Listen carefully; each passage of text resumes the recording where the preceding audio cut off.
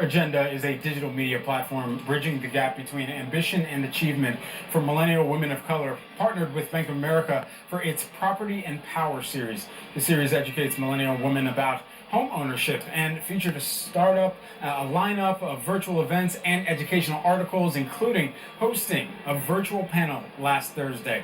Joining us now is Rhonesha Byng, who is the founder and CEO at Her Agenda. Great to have you here with us today. This was your second year teaming up with Bank of America for this initiative. So what resources does Bank of America bring to the platform, and how has the partnership helped empower communities? Well, thanks, Brad, for having me. And I'm glad that you brought up that this is our second time partnering. It's important for Her Agenda to partner with Bank of America because we believe in the idea of holistic success. So Her Agenda is a platform, like you said, bridging the gap between ambition and achievement for millennial women. The motto of the site is "No one ever slows her agenda," which means whatever your goal is, go for it. Don't let anyone or anything stop you. And when it comes to setting goals, a lot of people think about their career goals, but it's also your personal goals, your finances, and your home and where you call home. And so this was a really important partnership because of that. And we were really excited about the resources that we could bring to our community through this partnership because Bank of America launched something called the Community Home Ownership Commitment, which helps with down payment and closing costs up to $17,500 for both low and moderate income homeowners. And so we thought that it was important to partner with this company because they're such a large entity in the home buying space. They have the resources and knowledge, but they also created programming that specifically and immediately could help our readers and our audience to start their home ownership journey. I want to congratulate you on that partnership with Bank of America as well. You've also garnered a lot of attention. You've won a grant from the superstar herself, the Queen Bee, Beyonce. What was the criteria for the grant, and how is it going to help with projects for your platform? So Beyonce teamed up with the NAACP to give relief to Black-owned businesses. The best way to support Black entrepreneurs is simply access to capital and making it simple and easy to access.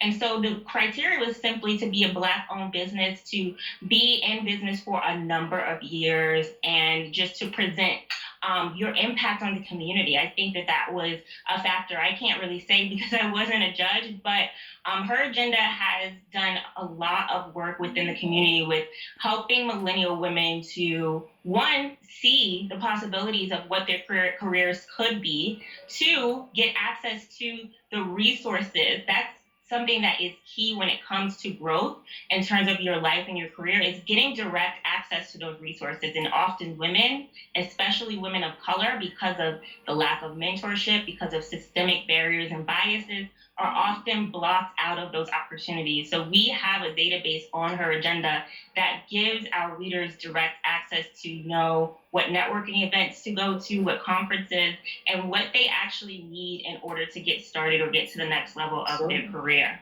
Absolutely. I also want to talk about this. In addition to Her Agenda, you also co-created the Black-Owned Media Equity and Sustainability Institute. Tell us about that, the mission of the Institute, and how it's helping Black-owned media outlets.